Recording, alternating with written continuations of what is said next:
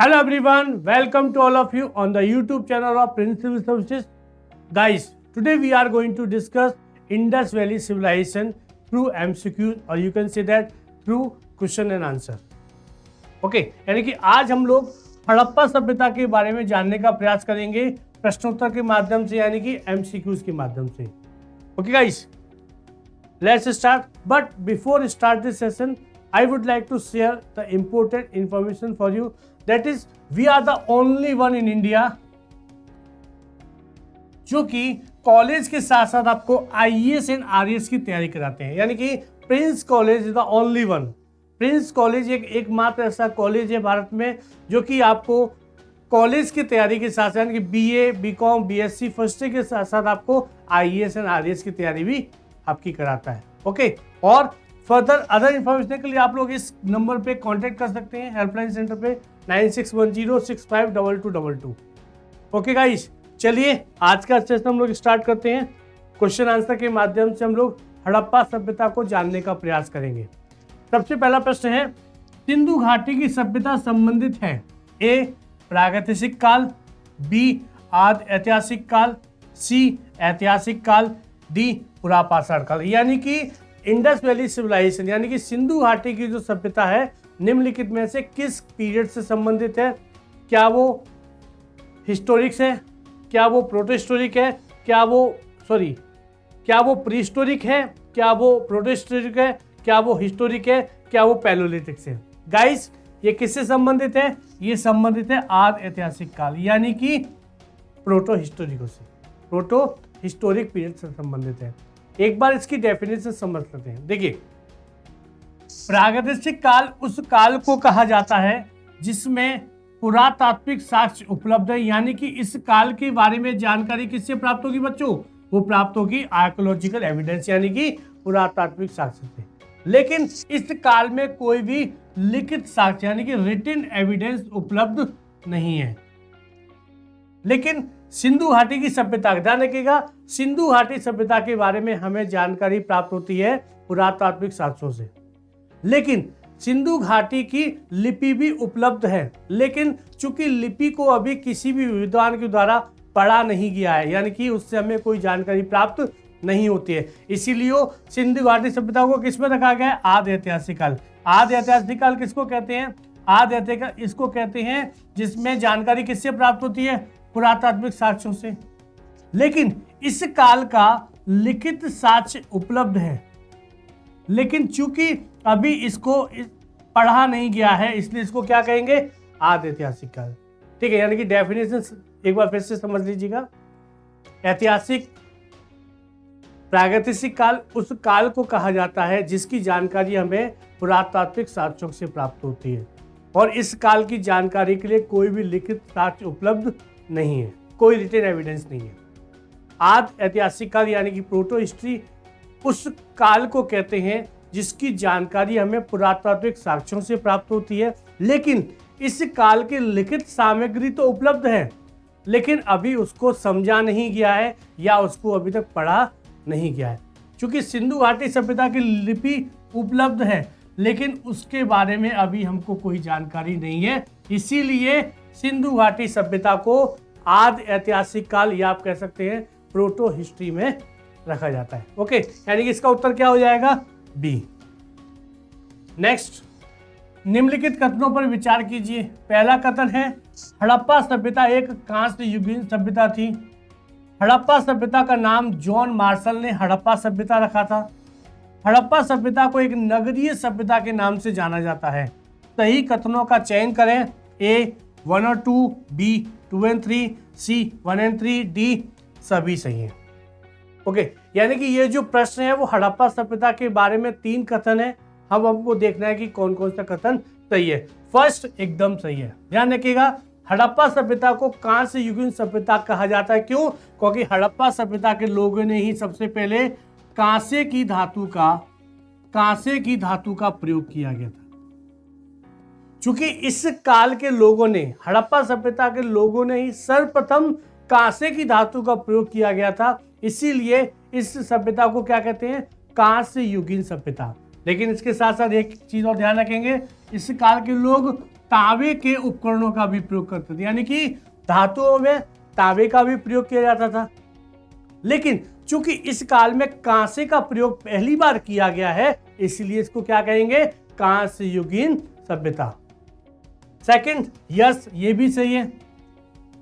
ध्यान रखिएगा 1921 में जब जॉन मार्शल भारतीय पुरातत्व विभाग के निर्देशक थे, तो उन्हीं के निर्देशन में इस सभ्यता की खोज हुई थी और उन्होंने ही इस सभ्यता का नाम क्या रखा था, हड़प्पा सभ्यता। दूसरा कथन भी सही है। यस, तीसरा कथन भी सही। क्यों, ध्यान रखिएगा हड़प्पा सभ्यता को भारतीय इतिहास का प्रथम नगरीकरण या प्रथम नगरीय सभ्यता भी कहा जाता है। यानी कि इस प्रश्न के हिसाब से तीनों कथन सही है। हमारा उत्तर क्या हो जाएगा, डी। हमारा उत्तर क्या हो जाएगा, डी। एक चीज ध्यान रखिएगा, 2 पॉइंट इसमें याद करने लायक है। पहला, हड़प्पा सभ्यता को कांस्य युगीन कहा जाता है। क्यों कहा जाता है, क्योंकि हड़प्पा सभ्यता के लोगों ने भारतीय इतिहास में पहली बार कांसे के उपकरणों का प्रयोग करना आरंभ किया था। दूसरा, हड़प्पा सभ्यता को प्रथम नगरी सभ्यता भी कहा जाता है। क्यों, क्योंकि ये भारतीय इतिहास का प्रथम नगरीकरण भी है। द्वितीय नगरीकरण आएगा 6ठी सदी ईसा पूर्व में, उसकी चर्चा भी हम लोग आगे करेंगे। ओके, यानी कि बच्चों इस प्रश्न का उत्तर क्या हो जाएगा, डी। सारे के सारे कथन सही हैं। अगला प्रश्न, सिंधु घाटी की सभ्यता का महान स्नानागार यानी कि ग्रेट बाथ किस स्थल से प्राप्त हुआ है, किस साइट से प्राप्त हुआ है महान स्नानागार। पहला है A, Lothal, B, Harappa, C, Mohenjodaro, D, Kalibangan. यानी कि हड़प्पा सभ्यता के जितने भी नगर हैं, स्थल हैं, वहां से जानकारी के लिए कई सारे पुरातात्विक साक्ष्य उपलब्ध हैं। उसमें से एक ये भी है महान स्नानागार यानी कि ग्रेट बाथ। ये किससे प्राप्त हुआ है बच्चों, ये हड़प्पा सभ्यता के मोहनजोदड़ो नामक नगर से प्राप्त हुआ है। और ये इसलिए भी महत्वपूर्ण है क्योंकि इसी के आधार पे विद्वानों ने यह निष्कर्ष निकाला कि हो सकता है किसी उत्सव वाले दिन या किसी धार्मिक मेले वाले दिन या धार्मिक दिन वाले दिन सभी लोग एक साथ इकट्ठा होकर के स्नान करते हो। जैसे कि आजकल हम देखते हैं हरिद्वार में है, प्रयाग में है, कुंभ मेला में है, सोमवती अमावस्या, कई सारे ऐसे दिन होते हैं हमारे इस हिंदू समाज में जिस दिन हम लोग एक साथ इकट्ठे होकर नदी में स्नान करते हैं। ओके, तो ये वही कॉन्सेप्ट हो सकता है। चलिए इसको मैं एक चित्र के माध्यम से आपको दिखाता हूँ कि उस समय का जो ग्रेट बाथ है, जो स्नानागार है, जो कि मोहनजोदड़ो से प्राप्त हुआ है, वो दिखने में कैसा है। चलिए देखिए, ये आपको दिख रहा होगा, ये सीढ़ियां हैं बच्चों, ये पूरा एक बहुत बड़ा स्नानागार है। और ये कहाँ था, ये मोहनजोदड़ो के जो ऊपरी हिस्सा है, पश्चिमी स्थल है, जो ऊंचे टीले पे था, वहां स्थित है ये। ओके, इसको क्या कहेंगे, इसको ग्रेट बाथ भी कहते हैं, महान स्नानागार। ओके, चलिए अगला प्रश्न देखते हैं। अगला प्रश्न है, सिंधु घाटी की सभ्यता के किस स्थल से गोदीबाड़ा का साक्ष्य प्राप्त हुआ है। गोदीबाड़ा का अर्थ होता है बच्चों, ध्यान रखिएगा, डॉक यार्ड। क्या होता है, डॉक यार्ड। ऑप्शन है A, Lothal, B, Ropar, C, Mohenjodaro, D, Kalibangan. यानी कि हड़प्पा सभ्यता यानी कि सिंधु घाटी की सभ्यता का वो कौन सा स्थल है जहां से गोदीबाड़ा यानी डॉक यार्ड का साक्ष्य प्राप्त होता है।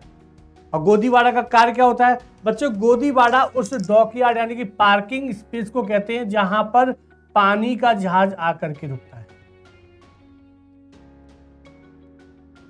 इसका अर्थ क्या है, इसका अर्थ ये भी है, ये जो स्थल होगा वो किससे संबंधित होगा, समुद्री व्यापार से संबंधित होगा। यानी कि इस स्थल से हड़प्पा सभ्यता के लोग व्यापार करते होंगे। या आप ये भी कह सकते हैं इस स्थल से विदेशी व्यापार किया जाता था। तो बच्चों इसका उत्तर है लोथल, जो कि कहाँ स्थित है बच्चों, ये गुजरात में स्थित है। कहाँ स्थित है, ये गुजरात में स्थित है। और ये हड़प्पा सभ्यता का एक प्रमुख स्थल माना जाता है।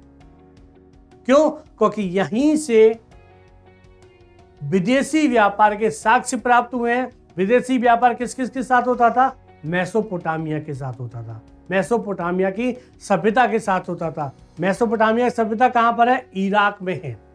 दजला फजरा जो नदी है उसके किनारे पाया जाता है, ये सभ्यता पाई जाती थी। और ये किसके समकालीन थी? ये हड़प्पा सभ्यता के समकालीन मानी जाती है। ओके, चलिए, यानी कि इसका उत्तर क्या हो जाएगा? इसका उत्तर हो जाएगा लोथल। और आप ये भी ध्यान रखिएगा, इससे हमको क्या क्या जानकारी प्राप्त हुई है? इससे जानकारी प्राप्त हुई है कि यहाँ पर गोदीवाड़ा मतलब लोथल क्या है? एक बंदरगाह है। कहाँ स्थित है? गुजरात में स्थित है। और ये क्यों प्रसिद्ध है? ये इसलिए प्रसिद्ध है क्योंकि इससे पता चलता है इस स्थल से कि हड़प्पा सभ्यता के लोग विदेशी व्यापार भी करते थे। किसके साथ करते थे? मेसोपोटामिया के साथ करते थे। और कैसे पता चला है? ये ऐसे पता चला है कि लोथल से एक बेलनाकार मोहर मिली है। जो किससे संबंधित है? वो बेलनाकार मोहर वो संबंधित है मेसोपोटामिया से। ठीक है बच्चों, चलिए आगे चलते हैं। अगला सवाल, सवाल से पहले मैं आपको चित्र के माध्यम से आपको दिखा देता हूं लोथल दिखता कैसा था और गोदीवाड़ा कैसा होता था। ये देखिए, ये आपको ये गोदीवाड़ा है, ये आपको जहाज दिखाई दे रहा है और इस माध्यम से ये कहां जुड़ेगा? ये समुद्र या नदी के साथ जुड़ेगा। इसको कहते हैं गोदीवाड़ा, यानी कि जहां पर बंदरगाह का वो स्थल जहां पर जहाज आकर के रुकते हैं, जहां से सामान का आदान प्रदान होता है। ओके, और ये जो चित्र आप देख रहे हैं बच्चों, ये चित्र लोथल की साइड का है। ये ओरिजिनल नहीं है लेकिन एक काल्पनिक चित्र है और इसको इस तरीके से बनाया गया है कि लोथल उस प्राचीन काल में, हड़प्पा काल के समय कैसा दिखता होगा? ऐसा दिखता होगा। ठीक है, आप ये भी देख सकते हैं कितनी बड़ी बड़ी ये बिल्डिंग है, इमारतें हैं। ये क्या काम करती होगी? व्यापार की वस्तुओं के लिए ये गोडाउन की तरह काम करती होंगी। क्लियर है? यानी कि इस प्रश्न का उत्तर क्या हो जाएगा? लोथल, जहां से गोदीवाड़ा का साक्ष्य प्राप्त हुआ है। अगला प्रश्न देखते हैं बच्चों, निम्नलिखित कथनों पर विचार कीजिए। हड़प्पा की खोज दयाराम साहनी ने भारतीय पुरातत्व सर्वेक्षण विभाग के निर्देशक जॉन मार्शल के निर्देशन में की थी। चलिए मैं आपको अभी से बता देता हूं, एकदम सही है क्योंकि इसको हम प्रीवियस क्वेश्चन में डिस्कस कर चुके हैं। इसमें बस ये कथन सही है। और ध्यान रखिएगा कब किया गया था? ये 1921 में। और कहां पर किया गया था? हड़प्पा। हड़प्पा जो स्थल है इसकी खोज किसने की है? दयाराम साहनी ने की है। लेकिन दयाराम साहनी किसके डायरेक्शन में काम कर रहे थे? किसके निर्देशन में? जॉन मार्शल के। और जॉन मार्शल कौन है? भारतीय पुरातत्व सर्वेक्षण विभाग के उस समय ये निर्देशक थे, डायरेक्टर थे। पहला कथन सही है क्योंकि हम लोग इसको प्रीवियस क्वेश्चन में डिस्कस कर चुके हैं। सेकंड देखते हैं, हड़प्पा पाकिस्तान के पंजाब प्रांत में सिंधु नदी के किनारे स्थित है। तीसरा कथन, पिगट महोदय ने हड़प्पा और मोहनजोदड़ो को एक विस्तृत साम्राज्य की जुड़वा राजधानी बताया है। सही कथनों का चयन कीजिए। ए 1 और 2, बी 2 और 3, सी 1 और 3, डी सभी सही है। ओके, यानी कि पहला कथन तो हम लोग सही कर चुके हैं बच्चों, मैं आपको बता चुका हूं पहला कथन सही है। अब देखते हैं दूसरा कथन बच्चों गलत है क्योंकि ध्यान रखिएगा हड़प्पा जो पाकिस्तान में मोंटगोमरी, कहां पर? वर्तमान में एक जिला है मोंटगोमरी, ये यहां पर स्थित है। और ये किस नदी के किनारे था बच्चों? ये रावी नदी के किनारे पे था। लेकिन यहां क्या लिखा हुआ है? यहां लिखा हुआ है सिंधु नदी, ये गलत है। सिंधु नदी के किनारे कौन सा स्थल है? सिंधु नदी के किनारे है मोहनजोदाड़ो। हड़प्पा किस नदी के किनारे है? पाकिस्तान के मोंटगोमरी जिला के रावी नदी के किनारे स्थित है। यानी कि इस प्रश्न में ये द्वितीय कथन, सेकंड स्टेटमेंट क्या हो जाएगा? गलत हो जाएगा। चलिए नेक्स्ट, तीसरा सही है बच्चों। ध्यान रखिएगा, एक विद्वान है पिगट महोदय। चूंकि हड़प्पा सभ्यता का जो एरिया है बच्चों, जो पूरा जो विस्तार है सभ्यता का, लगभग कितना माना जाता है? लगभग 13 लाख वर्ग मीटर माना जाता है, वर्ग किलोमीटर माना जाता है। तो इतनी बड़ी सभ्यता है। तो जो पिगट महोदय ने कहा कि हड़प्पा सभ्यता को किसी एक केंद्र से चलाना बड़ा मुश्किल था। यानी कि उन्होंने कहा कि इस सभ्यता की 100% 2 राजधानियां थी। कौन कौन सी थी? हड़प्पा और मोहनजोदाड़ो। तो ये कथन भी सही है। ओके, यानी कि पिगट मोहते ने जो कहा था कि साम्राज्य की या कह सकते हैं सभ्यता की 2 राजधानियां हैं, यानी कि थर्ड स्टेटमेंट भी सही है। यानी कि उत्तर हमारा क्या हो जाएगा, सी। पहला कथन और तीसरा कथन सही है, दूसरा गलत है। दूसरा गलत क्यों है? क्योंकि हड़प्पा सिंधु नहीं रावी नदी के किनारे स्थित है। चलिए अगला प्रश्न देखते हैं। निम्नलिखित कथनों पर विचार कीजिए। पहला है, सिंधु घाटी सभ्यता में सर्वाधिक रूप से पाई जाने वाली प्रजाति भूमध्य सागरी थी, यानी कि मेडिटेरियन थी। दूसरा, प्रोटो ऑस्ट्रोलाइड इस सिंधु घाटी क्षेत्र में आने वाले सर्वप्रथम लोग थे। इन दोनों के अतिरिक्त सिंधु घाटी सभ्यता के लोगों में मंगलोइड और अल्पाइन प्रजाति के साक्ष्य भी प्राप्त हुए हैं। सही कथनों का चयन करें। A 1 और 2, B 2 और 3, C 1 और 3, D सभी सही है। अब देखिए बच्चों, ये जो प्रश्न है, अभी तक हम लोग हड़प्पा सभ्यता की बात कर रहे थे। ये प्रश्न पूछा गया है कि हड़प्पा सभ्यता का जो मानव था, मानव की कौन सी प्रजाति हड़प्पा सभ्यता में पाई जाती थी, ये उससे संबंधित प्रश्न है। बहुत ही महत्वपूर्ण सवाल है और बहुत ही महत्वपूर्ण जानकारी है। क्यों? क्योंकि ऐसे सवाल आपको यूपीएससी आरपीएससी दोनों में देखने को मिल जाएंगे। चलिए जानकारी लेते हैं। पहला एकदम सही है बच्चों, ध्यान रखिएगा। सिंधु घाटी सभ्यता में सर्वाधिक रूप से जो प्रजाति पाई जाती कौन सी है? भूमध्य सागरीय, यानी कि मेडिटेरियन। तो मेडिटेरियन प्रजाति भूमध्य सागरीय है, यानी कि सपोज कीजिएगा अगर 100 लोग हड़प्पा सभ्यता में रहते थे तो मोर देन 50% किसके थे? मेडिटेरियन के, यानी कि भूमध्य सागरीय। पहला कथन सही है। दूसरा भी सही है, यानी कि प्रोटोस्टोराइड, यानी कि अगर हम इसका समय का आकलन करें इन प्रजातियों का, तो ये देखा गया है कि हड़प्पा सभ्यता में सबसे पहले जो प्रजाति आने वाली थी उसका नाम क्या है? प्रोटोस्टोराइड। यानी कि हड़प्पा सभ्यता के जो क्षेत्र है उस क्षेत्र में सबसे पहले जो प्रजाति आई थी उस प्रजाति का नाम है प्रोटोस्टोराइड। देखिए कंफ्यूज नहीं करना है, बिल्कुल कंफ्यूज नहीं करना है। पहला स्टेटमेंट क्या कहता है कि हड़प्पा सभ्यता में सर्वाधिक लोग किस प्रजाति के हैं, तो उत्तर हो जाएगा भूमध्य सागरीय। दूसरा जो स्टेटमेंट वो कहता है कि भाई साहब कि हड़प्पा सभ्यता में सबसे पहले कौन सी प्रजाति आई थी, तो सबसे पहले कौन सी प्रजाति आई है? प्रोटो ऑस्ट्रोलाइड। और प्रोटो ऑस्ट्रोलाइड के बाद भूमध्य सागरीय भी आए थे, मंगलोइड भी आए थे, एल्पाइन भी आए थे। यानी कि हड़प्पा सभ्यता में कौन कौन सी प्रजाति पाएगी? 4, यानी कि तीसरा स्टेटमेंट भी सही हो जाएगा। प्रोटो ऑस्ट्रोलाइड, भूमध्य सागरीय, मंगलोइड और एल्पाइन, यानी कि चारों प्रजाति के एविडेंस या साक्ष्य या कंकाल हड़प्पा सभ्यता से पाए गए हैं। सर्वाधिक कौन सी प्रजाति है? भूमध्य सागरीय है। सबसे पहले कौन सी प्रजाति आई थी हड़प्पा सभ्यता में? प्रोटो ऑस्ट्रोलाइड। और 2 कौन कौन सी है? मंगलोइड, एल्पाइन, यानी कि टोटल 4 प्रजाति पाई गई हैं। ओके, यानी कि उत्तर क्या हो जाएगा? डी, सभी सही हैं। चलिए इन प्रजातियों को मैं आपको चित्र के माध्यम से रूबरू कराता हूं कि ये प्रजाति दिखती कैसी है। वर्तमान में आप अपने आसपास के लोगों को देख करके ये अनुमान लगा सकते हैं कि ये किस प्रजाति का है।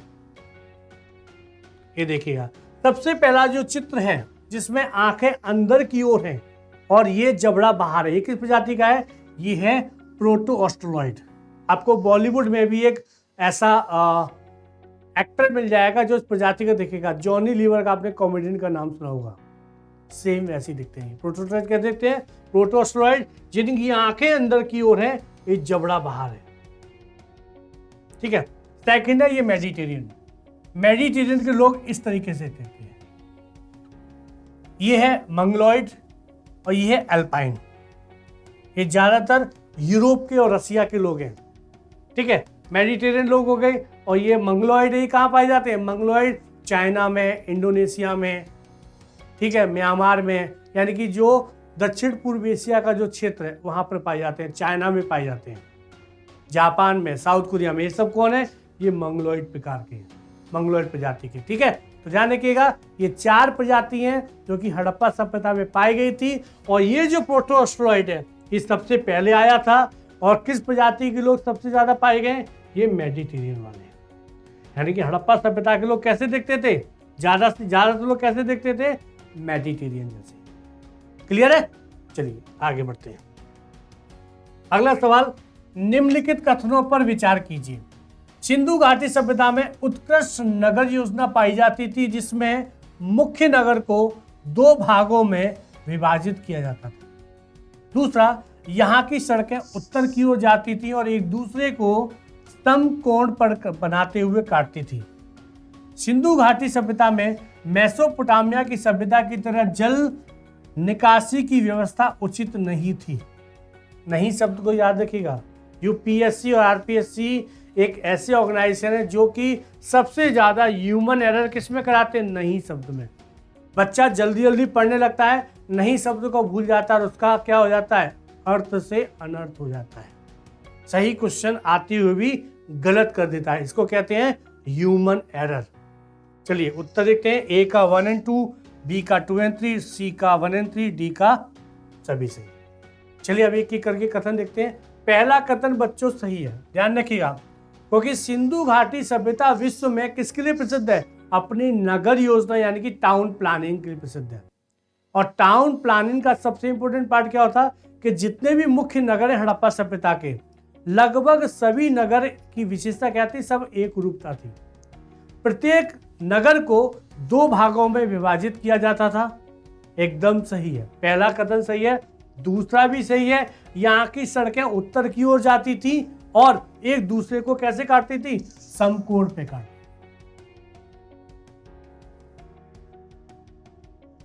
ओके, तीसरा कथन बच्चों गलत है, क्योंकि इसमें क्या कहा गया है, इसमें कहा गया है कि सिंधु घाटी में जल निकासी व्यवस्था मौजूद नहीं थी जैसे कि मेसोपोटामिया में थी। गलत है, ध्यान रखिएगा। मेसोपोटामिया की सभ्यता कैसी है, ग्रामीण सभ्यता है, ग्रामीण सभ्यता मानी जाती है। और हड़प्पा सभ्यता कैसी है, नगरीय सभ्यता। और हड़प्पा सभ्यता की सबसे खास बात क्या है, जल निकासी व्यवस्था। क्या है, वो है जल निकासी व्यवस्था।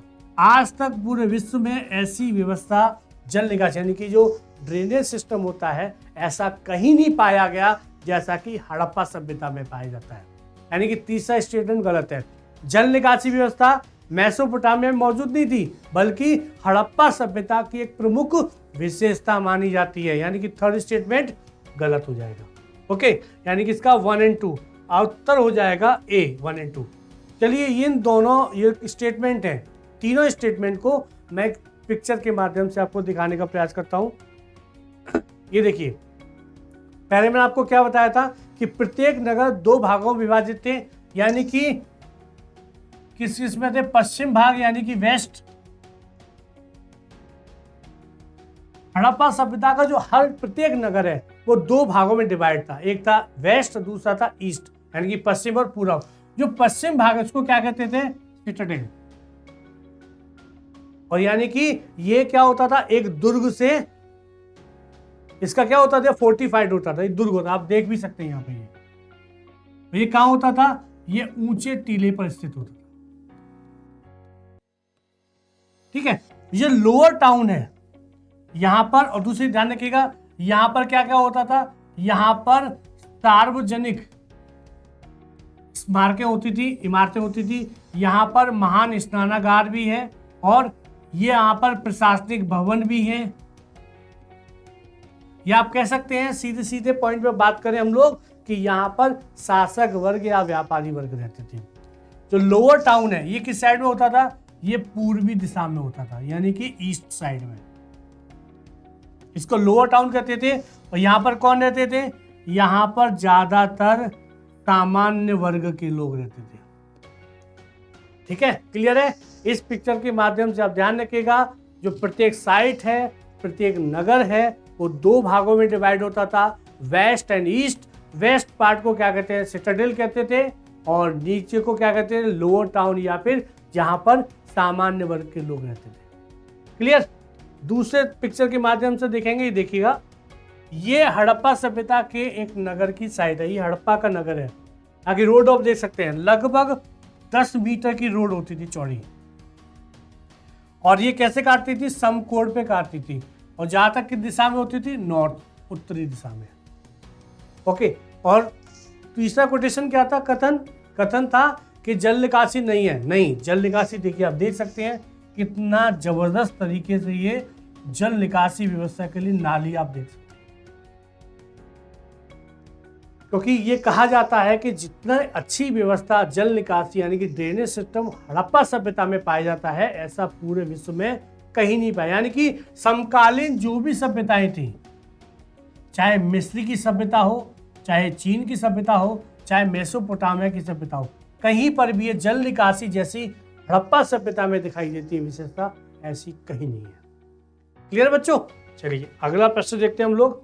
अगला प्रश्न है, क्षेत्रफल की दृष्टि से हड़प्पा सभ्यता का सबसे बड़ा स्थल माना जाता है राखी गढ़ी, हड़प्पा, मोहनजोदाड़ो, कालीबंगा। बच्चों ये जो प्रश्न है, इस प्रश्न को ध्यान से देखिएगा क्योंकि बहुत ही कंफ्यूजिंग है, क्योंकि कई सारी बुक्स में आपको अलग अलग जानकारी मिलेगी। तो इस प्रश्न का उत्तर क्या है? इस प्रश्न का उत्तर है राखी गढ़ी। ये कहाँ है? ये भारत के हरियाणा में स्थित है। ओके, यानी कि हड़प्पा सभ्यता का सबसे बड़ा स्थल कौन सा है? राखी गढ़ी। लेकिन कुछ बुक्स में आपको क्या मिलेगा? हड़प्पा मिलेगा। ध्यान रखिएगा, जब तक राखी गढ़ी की खोज नहीं हुई थी पूरी तरीके से, तब तक हड़प्पा को ही हड़प्पा सभ्यता का सबसे बड़ा नगर माना जाता था। सबसे बड़ा नगर किसको माना जाता था? हड़प्पा को।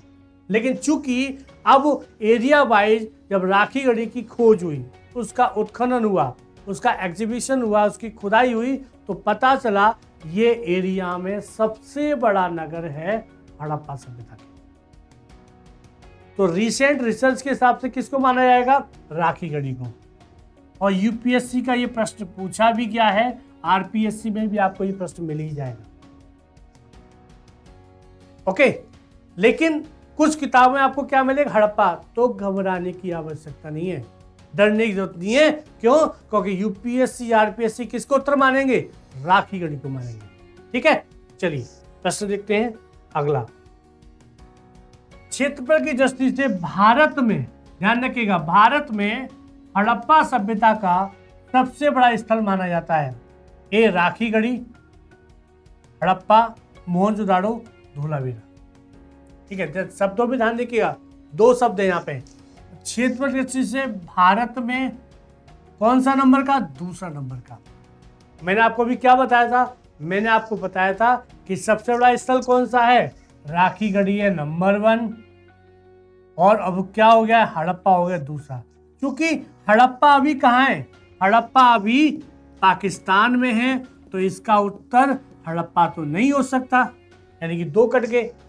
राखी गढ़ी भी कट गया, हड़प्पा भी कट गया। क्यों? हड़प्पा नो डाउट राखी गढ़ी के बाद दूसरा सबसे बड़ा स्थल है। चूंकि हड़प्पा अभी पाकिस्तान में है, और प्रश्न की डिमांड क्या है? प्रश्न की डिमांड है कि भारत में कौन सा है? तो बेटा उत्तर हो जाएगा धौलावीरा। और धौलावीरा कहाँ है बच्चों? धौलावीरा स्थित है गुजरात में, गुजरात के रण ऑफ कच्छ में। कहाँ पर है? धौलावीरा।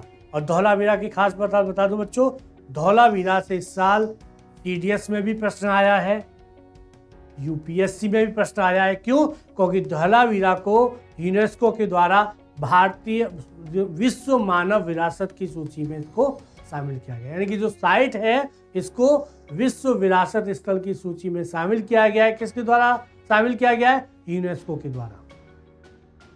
ओके, तो इसलिए करंट का क्वेश्चन था, यूपीएससी ने भी पूछा है, सीडीएस ने भी पूछा है, यूपी में भी पूछा गया है।